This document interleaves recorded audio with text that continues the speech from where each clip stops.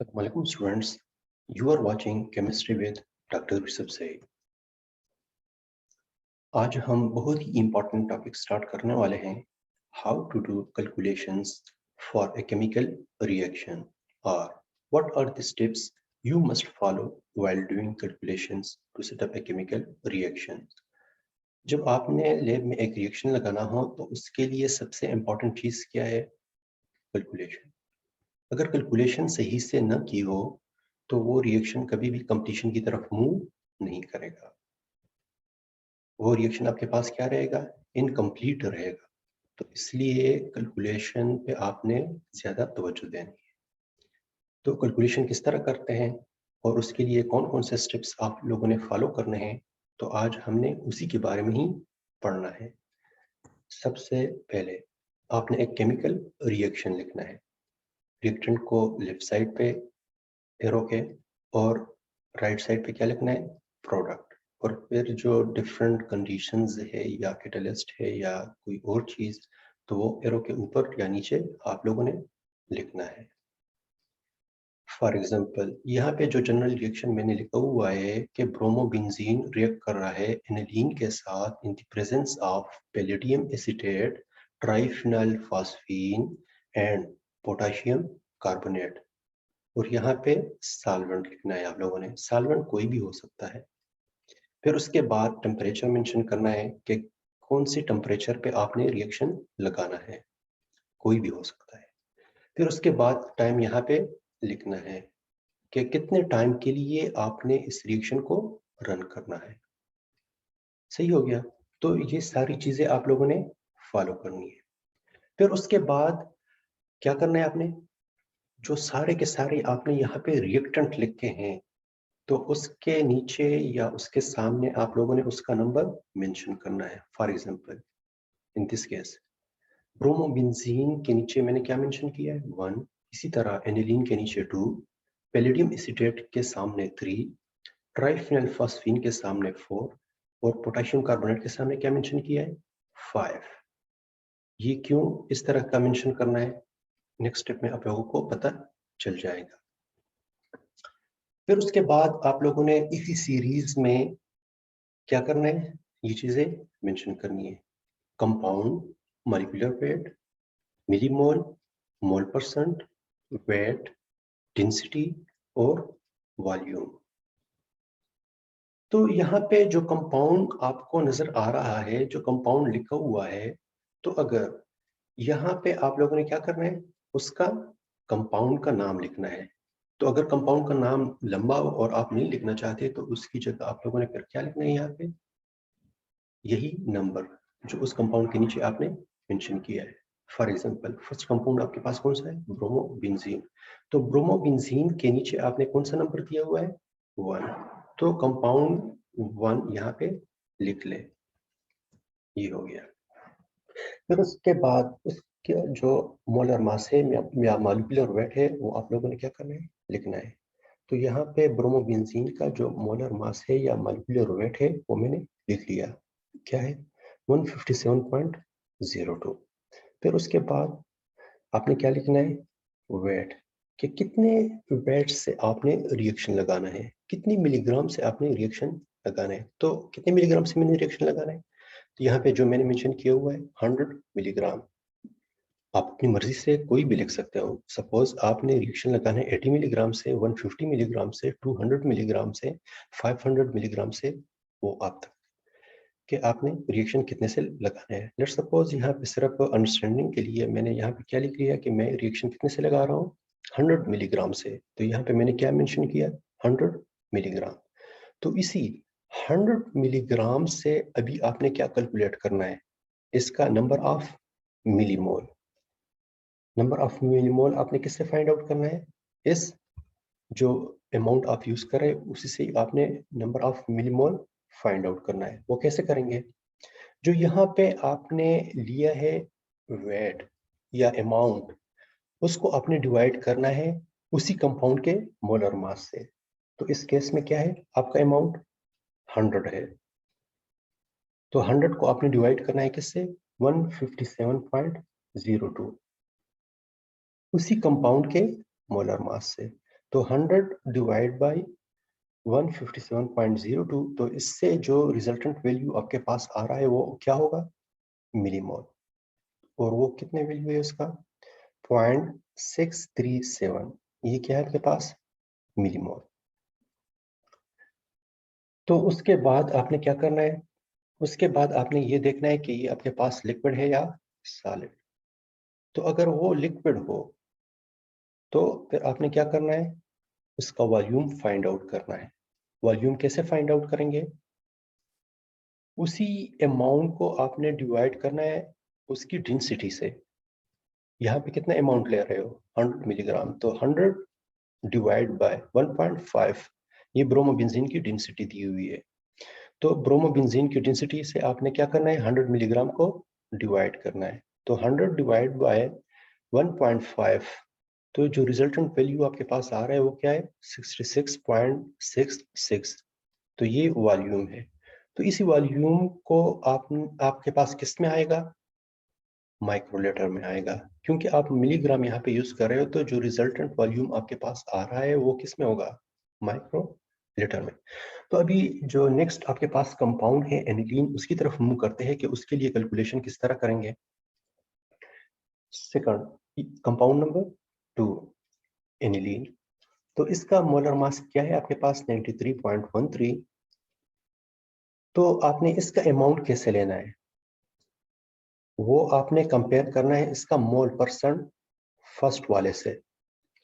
एक आपके पास limiting reactant होता है, एक आपके पास एक्सेस ऑफ रिएक्टेंट होता है। तो लिमिटिंग रिएक्टेंट वो जिसका अमाउंट आपके पास या नंबर ऑफ जो मिलीमोल है या मोल परसेंट है वो आपके पास कम हो, तो उसको हम क्या कंसिडर करेंगे? Limiting reactant. और जो आपके पास रिएक्शन की कंप्लीशन के बाद जो बच जाता है वो आपके पास क्या होता है? Excess of reactant. तो यहाँ पे इस केस में ब्रोमोबेंजीन को हमने लिमिटिंग लिया हुआ है और एनिलीन को एक्सेस ऑफ रिएक्टेंट लिया हुआ है, एक्सेस रिएक्टेंट कंसीडर किया है। तो फर्स्ट केस में जो लिमिटिंग है उसको आपने as a 100 mole percent consider करना है, और जो नेक्स्ट होगा जो एक्सेस में हमने लेना है तो फिर अपनी रिएक्शन के हिसाब से आपने यहाँ पे मेंशन करना है। यहाँ पे इस केस में मैंने 200 मोल परसेंट मेंशन किया है। किसी रिएक्शन के लिए आप 1.1 या 110 मोल परसेंट यूज कर सकते हो, 120 यूज कर सकते हो, 150 यूज कर सकते हो, 200 यूज कर सकते हो, 300 यूज कर सकते हो, कि आपने वो एक्सेस में कितना लेना है। उसी हिसाब से फिर आपने उसका मोल परसेंट यहाँ पे मेंशन करना है। तो इसी मोल परसेंट रेशो से आपने इसके मिलीमोल फाइंड आउट करना है। वो कैसे फाइंड आउट करेंगे? जो एक्सेस है या जिसका आप फाइंड आउट करना चाहते हैं, इस केस में हम किसका फाइंड आउट करना चाहते हैं? एनिलीन का। तो 200 डिवाइड बाय 100, तो उससे आपके पास जो रिजल्टेंट वैल्यू आएगा जो आता है 2, तो उस 2 को आपने मल्टीप्लाई करना है फिर फर्स्ट वाले मिलीमोल से, या जो लिमिटिंग रिएक्टेंट है आपके पास उसके मिलीमोल से। तो 2 मल्टीप्लाई विद 0.637, तो इससे आपके पास क्या आएगा? मिलीमोल ऑफ कंपाउंड 2 जो कि है एनिलीन। तो इसका मिलीमोल कितना आ रहा है आपके पास? 1.27। तो इस 1.27 मिलीमोल को फिर आपने मल्टीप्लाई करना है उसके मोलर मास से। इसका मोलर मास कितना है? 93.13। तो 93.13 को जब हमने मल्टीप्लाई किया है मिलीमोल ऑफ एनिलीन 1.27 से, तो आपके पास क्या आ रहा है? इसका वेट 118.28। ये भी आपके पास लिक्विड है। तो लिक्विड को आपके पास ये जो मास आ रहा है उसको आपने कन्वर्ट करना है वॉल्यूम में। तो वॉल्यूम में किस तरह कन्वर्ट करेंगे इसको? जब हम इसको डिवाइड कर लेंगे उसकी डेंसिटी से। तो इसकी डेंसिटी कितनी है आपके पास? 1.2।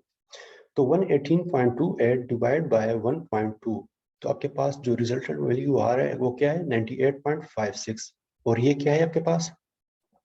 ये है आपके पास वॉल्यूम ऑफ 2 एनिलीन। आपके पास ये क्या है? एनिलीन। ये वॉल्यूम भी आपके पास किस में होगा? माइक्रो लीटर में होगा। थर्ड किसकी बारी आ रही है? Potassium carbonate. तो अभी पोटेशियम कार्बोनेट का जो मास है हम वो फाइंड आउट करेंगे। तो पहले आपने कंपाउंड के नीचे उसका नंबर मेंशन करना है कि ये आप किसके लिए कैलकुलेशन कर रहा है। 3 आपके पास क्या है? पैलेडियम एसीटेट है। तो पैलेडियम एसीटेट के लिए हम कैलकुलेशन कर रहे हैं यहाँ पे। तो यहाँ पे फिर क्या है, उसका मोलर मास आपने लिखना है। मोलर मास क्या है, 224.50। 224.50 को जब आप मल्टीप्लाई करेंगे उसके मिलीमोल से, तो आपके पास जो रिजल्टेंट वैल्यू आएगी वो क्या होगी आपके पास, weight of what, palladium acetate. तो इसका मिलीमोल हम किस तरह फाइंड आउट करेंगे, इसके मोल परसेंट रेशो और जो लिमिटिंग रिएक्टेंट है उसके रेशो से हम इसको इजीली फाइंड आउट कर सकते हैं। वो कैसे, जिसका आप फाइंड आउट करना चाहते हैं उसको आपने ऊपर लिखना है और फिर उसको डिवाइड करना है 100 पे। तो यहाँ पे जो पैलेडियम एसीटेट है उसका मोल परसेंट कितना है, 10। तो 10 डिवाइड बाय 100 आपके पास 0.1 आएगा, और इसी 0.1 को आपने फिर मल्टीप्लाई करना है millimole of limiting reactant. Limiting reactant कौन सा है, ब्रोमोबेंजीन। ब्रोमोबेंजीन के जो मिलीमोल है वो कितना है आपके पास, 0.637। तो 0.637 को आपने जब मल्टीप्लाई किया 0.1 से, तो आपके पास मिलीमोल ऑफ पैलेडियम एसीटेट कितना आ रहा है, 0.0637। तो इसी मिलीमोल को फिर आपने मल्टीप्लाई करना है molar mass of palladium acetate के साथ, तो आपके पास उसका वेट आ जाएगा। ये आपके पास सॉलिड फॉर्म में है, तो उसके लिए जो है ना फर्दर कैलकुलेशन की जरूरत नहीं है कि इसका वॉल्यूम कितना आएगा, क्योंकि ये आपके पास सॉलिड फॉर्म में होता है। फिर उसके बाद फोर्थ कंपाउंड आता है। फोर्थ आपके पास क्या है, ट्राइफिनाइल फास्फीन। तो ट्राइफिनाइल फास्फीन का जो मोलर मास है 262.29 है, तो उसको आपने मल्टीप्लाई करना है उसके मिलीमोल से। तो ये मिलीमोल कहाँ से आएगा, जब हम इसका मोल परसेंट डिवाइड करेंगे लिमिटिंग जो रिएक्टेंट है उसके मोल परसेंट से, और फिर उसको मल्टीप्लाई करना है आपने मिलीमोल ऑफ लिमिटिंग रिएक्टेंट। कैसे, 20 डिवाइड बाय 100 मल्टीप्लाई विद 0.637। इसका जो वैल्यू आपके पास रिजल्टेंट वैल्यू आएगा वो क्या होगा, वो होगा मिलीमोल फॉर ट्राइफिनाइल फास्फीन। तो इस केस में आपके पास क्या आ रहा है, 0.127। तो इस 0.127 को आपने मल्टीप्लाई करना है molar mass of triphenyl phosphine. तो जो रिजल्टेंट वैल्यू आपके पास आ रहा है वो क्या है, 33.31 मिलीग्राम। ये भी आपके पास सॉलिड फॉर्म में होता है, तो इसलिए आपको जो है ना इसका वॉल्यूम फाइंड आउट करने की जरूरत नहीं है। फिफ्थ वन क्या है आपके पास, फिफ्थ है आपके पास पोटेशियम कार्बोनेट, जो 5 से हमने मेंशन किया हुआ है। तो इसका जो नंबर है आपने उसके कंपाउंड के नीचे लिखना है, 5 आ रहा है यहाँ पे। इसका मोलर मास कितना है, 138.20। तो इसी 138.20 को आपने मल्टीप्लाई करना है millimole of this potassium carbonate. तो ये मिलीमोल कहाँ से आएगा आपके पास, ये मिलीमोल आपके पास आएगा जब आप इसका मोल परसेंट डिवाइड करेंगे लिमिटिंग रिएक्टेंट के मोल परसेंट से।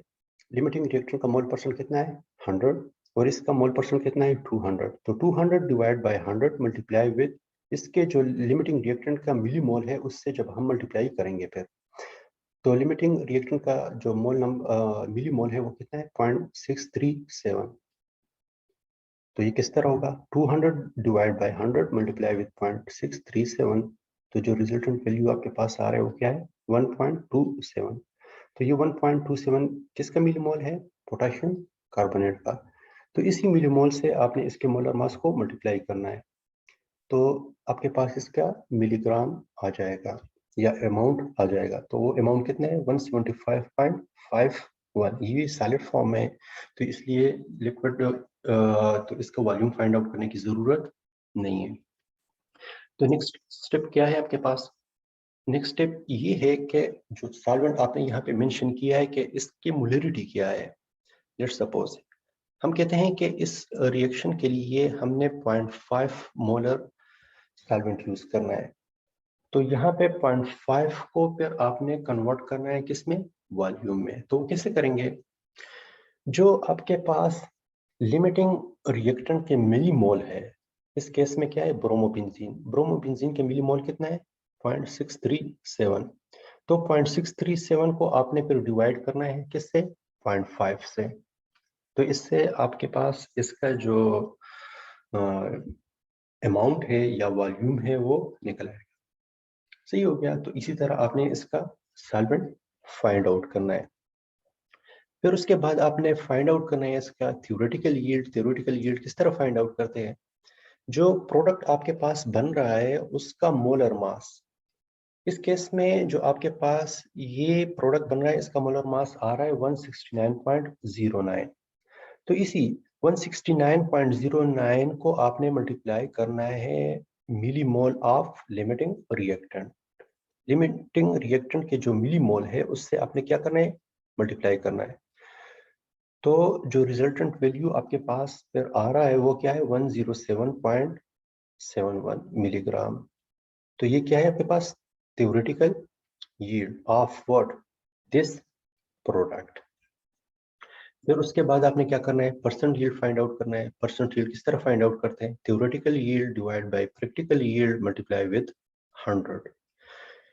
जब आप कंपाउंड को प्यूरिफाई करते हो तो उसका अमाउंट आपने ड्राई करके जो है ना फाइंड आउट करना है, और फिर क्या करना है, 107.7 डिवाइड बाय जो आपके पास वही प्रैक्टिकल यील्ड या प्रैक्टिकल जो आपके पास अमाउंट आ रहा है उसको आपने फिर उससे डिवाइड करना है और 100 से मल्टीप्लाई करना है। तो जो आपके पास वैल्यू आएगी वो क्या होगी आपके पास, परसेंट यील्ड। तो ये कैलकुलेशन तो मैंने मिलीग्राम स्केल रिएक्शंस के लिए यहाँ पे आप लोगों को बता रहा था। फिर अगर आप लोगों ने ग्राम स्केल में रिएक्शन लगाना हो तो एग्जैक्टली सेम यही प्रोसीजर आपने फॉलो करना है, सिर्फ अमाउंट आपके पास किस में आएगा, ग्राम में आएगा। और जब अमाउंट ग्राम में आएगा तो उसका जो वॉल्यूम होगा वो किस में होगा, ml में होगा। मिलीग्राम के लिए माइक्रोलीटर में हो जाएगा और ग्राम के लिए किस में होगा, ml में हो जाएगा। बाकी स्टेप्स सारे के सारे क्या है, सेम है। चलो मैं समराइज कर लेता हूँ कि किस किस तरह करना है। आप लोगों ने पहले रिएक्शन लिखना है। रिएक्शन जब आप लिख रहे हैं तो उसके जो कंपाउंड्स है उसके नीचे आप लोगों ने क्या करना है, उसको नंबर से मेंशन करना है। फिर उसी को आपने क्या करना है, अगर आप पूरा नाम लिख सकते हो तो वो लिख ले, या जो नंबर यूज किया हुआ है तो आपने वही यूज करना है। Compound, molecular weight, millimole, mole percent, weight, density and volume, इसी सीरीज में आप लोगों ने फिर ये मेंशन करना है। और ये जो डिफरेंट स्टेप्स मैंने बता दी हैं आप लोगों को, फिर वही फॉलो करके आप लोगों ने उससे क्या फाइंड आउट करना है, अमाउंट फॉर रिएक्टेंट्स। वो तो आपके पास सॉलिड में भी हो सकता है या लिक्विड में भी। तो लिक्विड को किस तरह फाइंड आउट करते हैं, जब वो अमाउंट है आपने फिर उसकी डेंसिटी से डिवाइड करना है तो उसका जो वॉल्यूम है वो निकल आएगा। फिर मैं बता देता हूँ कि मिलीग्राम के लिए जो आपके पास वॉल्यूम आएगा वो माइक्रोलीटर में होगा, और जो ग्राम के लिए आएगा वो किस में होगा, ml में होगा। तो आज के लिए इतना ही। इंशाल्लाह नेक्स्ट लेक्चर में मजीद अच्छी वीडियो के साथ मिलेंगे। तब तक के लिए अल्लाह हाफिज, अल्लाह पामान।